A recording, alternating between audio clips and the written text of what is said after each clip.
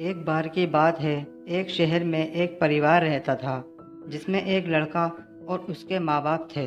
वे बहुत अमीर तो नहीं थे, लेकिन उनमें प्यार बहुत था। कुछ दिनों के बाद उस लड़के की शादी हो गई। उसकी शादी नेहा नाम की लड़की से हुई। वह बहुत लालची थी। वह अपने पति को किटी पार्टी में जाने के लिए बार बार नए कपड़े और गहने लाने को बोलती थी। उसके पति ने उसको समझाया कि अपने बराबरी वालों से ही दोस्ती करनी चाहिए। अगर तुम महीने में 10 बार किटी पार्टी में जाओगी तो तुमको हर बार नए कपड़े और गहने कौन दिलाएगा। लेकिन वह अपने पति से ही झगड़ा करना शुरू कर देती थी और बोलती थी कि अगर मैं नए कपड़े गहने पहनकर नहीं जाऊंगी तो मेरी सहेलियां मेरा मजाक उड़ाएंगी। तुम ज़्यादा कमाने की तो सोचते नहीं, बल्कि मुझे ही रोकते रहते हो।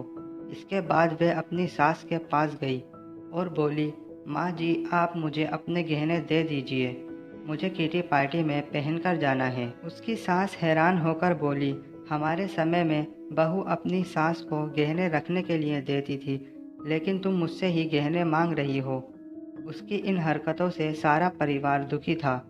एक दिन नेहा की सहेली निशा घर आई। उसने नेहा की सास से नेहा के बारे में पूछा। उन्होंने बताया कि नेहा पार्टी में गई है। निशा ने नेहा की सास से पूछा, आप इतनी दुखी क्यों दिख रही हैं? तब उन्होंने सारी बात बताई कि नेहा किस तरह बार बार नए गहने और कपड़े की डिमांड करती है और सारे पैसे इन पर ही खर्च कर देती है। वे निशा से पूछती है कि ज़्यादा ज़रूरी क्या है, रोटी ये दिखावा। निशा ने कहा कि ज़रूरी तो रोटी ही है, लेकिन नेहा को यह बात समझानी होगी। नेहा की सास ने पूछा, वे कैसे? इसके बाद निशा ने कहा, देखते जाइए।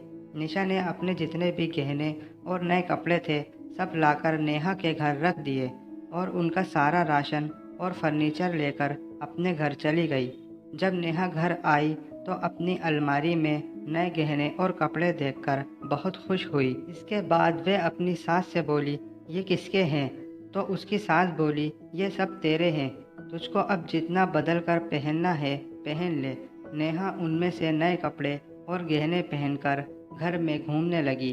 कुछ देर के बाद वे जब रसोई में गई तो उसने देखा कि घर का सारा राशन गायब था। राशन के डिब्बे में गहने थे।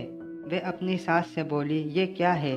घर का सारा राशन और फर्नीचर कहाँ गया? उसकी सास बोली, वे सब बेचकर ही तेरे लिए नए गहने और कपड़े लेकर आए हैं, अब तू इनको ही बदल बदल कर पहन। नेहा बोली, लेकिन गहनों से पेट थोड़ी भरेगा, खाना तो खाना ही पड़ेगा। तभी नेहा की सहेली निशा भी आ गई। उसने कहा, जब पहले तुम्हारी सास ने तुमको समझाया तब तुम नहीं मानी, इसलिए हमने ये सब किया।